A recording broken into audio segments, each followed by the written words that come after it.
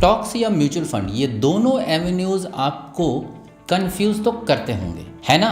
और देखते हैं कि इन दोनों में से कौन सा इन्वेस्टमेंट ऑप्शन आपके लिए सही है। Let's deep dive in the world of investing. नमस्कार दोस्तों, मैं रोहित और आप देख रहे हैं मार्केट विजार्ड्स। तो दोस्तों, सबसे पहले आइए समझते हैं कि स्टॉक्स होते क्या हैं। जब आप किसी कंपनी के स्टॉक्स खरीदते हैं तो आप उस कंपनी का हिस्सा बन जाते हैं, मतलब आप उस कंपनी के शेयर होल्डर बन जाते हैं, है ना इंटरेस्टिंग। अब शेयर होल्डर बनने के क्या फायदे हैं? सबसे बड़ा फायदा है डिविडेंड का।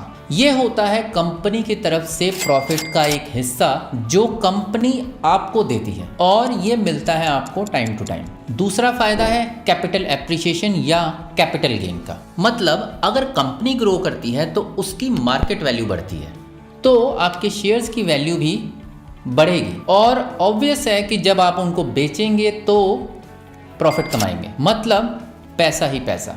लेकिन स्टॉक्स के साथ दोस्तों एक बात हमेशा याद रखनी चाहिए कि ये होते हैं वॉलेटाइल, मतलब कि मार्केट के अप या डाउन जाने से इनकी वैल्यू भी अप या डाउन होती रहती है। इसलिए स्टॉक में इन्वेस्ट करना एक अपने आप में हाई रिस्क लेके आता है। स्टॉक्स में इन्वेस्ट करने के लिए आपको स्मार्टली इन्वेस्ट करना होगा और आपको मार्केट की अच्छी समझ होनी बहुत ज़रूरी है।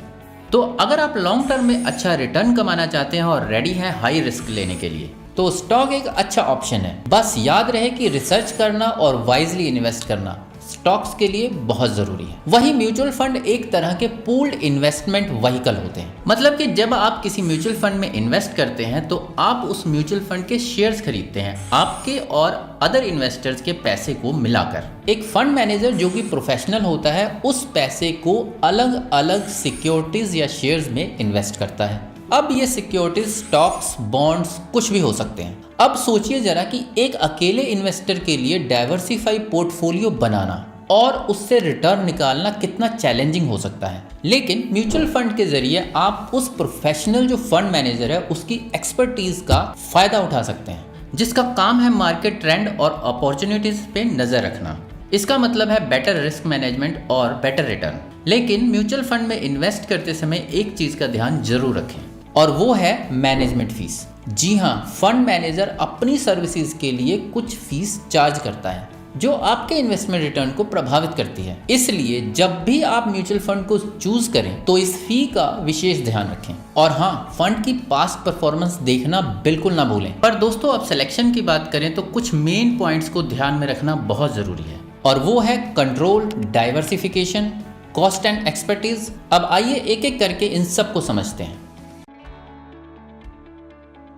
दोस्तों, जब आप स्टॉक्स खरीदते हैं तो आपको कंप्लीट कंट्रोल मिलता है अपने इन्वेस्टमेंट में। इस केस में आप डिसाइड करते हैं कि कौन सा स्टॉक लेना है, कौन सा नहीं लेना है, कब बाय करना है, कब सेल करना है। लेकिन म्यूचुअल फंड में ये कंट्रोल फंड मैनेजर के पास होता है। अब वो डिसाइड करेगा कि किस फंड में या किस असेट में आपका पैसा इन्वेस्ट किया जाए। अब अगर आपको अपनी इन्वेस्टमेंट पे फुल कंट्रोल चाहिए तो स्टॉक्स आपके लिए बेटर ऑप्शन है। लेकिन अगर आप चाहते हैं कि कोई एक्सपीरियंस्ड बंदा आपके बेसिस पे डिसीजन ले तो म्यूचुअल फंड ज़्यादा बेटर है।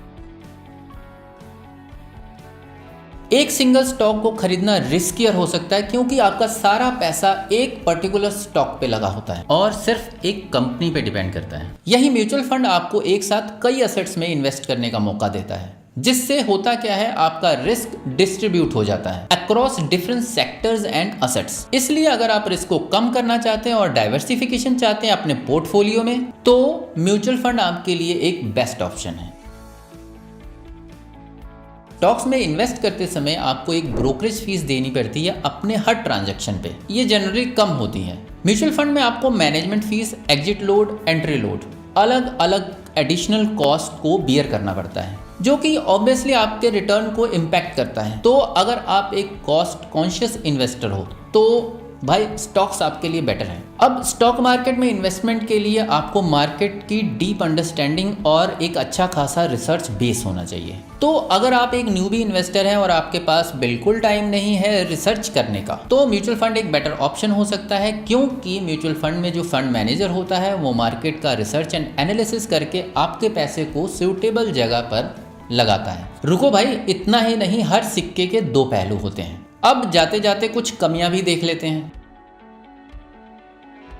स्टॉक्स के प्राइसेस में तेजी से ऊपर नीचे होने की संभावना होती है। ये शॉर्ट टर्म में इसको हाई रिस्क इन्वेस्टमेंट ऑप्शन बनाता है, क्योंकि इंडिविजुअल स्टॉक की वैल्यू काफी हद तक बदल सकती है। स्टॉक में इन्वेस्ट करना एक मार्केट इकोनॉमिक और कंपनी स्पेसिफिक अंडरस्टैंडिंग मांगता है। ये लर्निंग कर्व कई लोगों के लिए डॉन्टिंग और टाइम कंज्यूमिंग प्रोसेस होता है। अगर आप एक सिंगल स्टॉक या एक स्पेसिफिक सेक्टर के कुछ स्टॉक्स में इन्वेस्ट करते हैं तो ये बहुत रिस्की हो सकता है। कंपनी स्पेसिफिक इवेंट्स या सेक्टर वाइज इश्यू से इन स्टॉक्स की परफॉर्मेंस पर काफी असर पड़ता है। एक इफेक्टिव स्टॉक पोर्टफोलियो मैनेज करने के लिए आपको लगातार मार्केट कंडीशंस, कंपनी परफॉर्मेंस और दूसरे इकोनॉमिक इंडिकेटर्स पर नजर रखनी होती है। अब ये एक टाइम कंज्यूमिंग प्रोसेस है जो हर एक इन्वेस्टर्स के लिए सूटेबल नहीं होता है। स्टॉक मार्केट में इन्वेस्टमेंट कभी कभी फियर और ग्रीड जैसे इमोशनल रिस्पॉन्सेज ट्रिगर कर सकते हैं, जो कि गलत डिसीजन लेने का कारण बन सकता है, जैसे कि मार्केट के गिरने के दौरान पैनिक सेलिंग।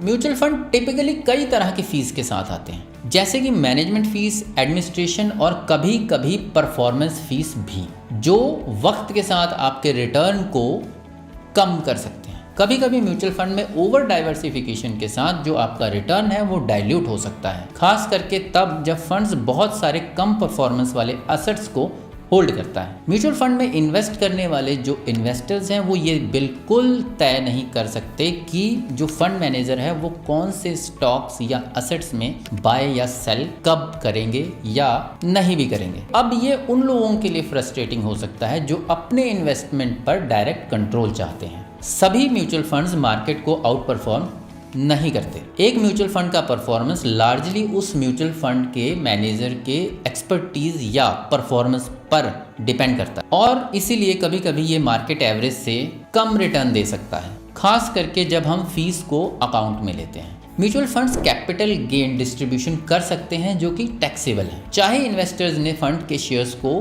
बेचा ना हो। ये तब होता है जब फंड मैनेजर फंड के अंदर की सिक्योरिटीज को प्रॉफिट में बेचता है। तो दोस्तों, स्टॉक्स और म्यूचुअल फंड दोनों के अपने अपने फायदे और नुकसान हैं। आपका फाइनल डिसीजन आपके रिस्क एपेटाइट, होराइजन और फाइनेंशियल गोल पर डिपेंड करता है। अगर इस वीडियो को देखने के बाद आपको लगता है कि आप रेडी हैं स्टॉक्स या म्यूचुअल फंड में डाइव करने के लिए, तो शुरू हो जाइए अपनी इन्वेस्टमेंट जर्नी पर। अगर आपको ये वीडियो हेल्पफुल लगा तो इसे लाइक और शेयर करना बिल्कुल ना भूलें। और हाँ, अगर आपके मन में कोई सवाल है या आप चाहते हैं और वीडियो इस तरह की, तो कमेंट सेक्शन में जरूर बताएं।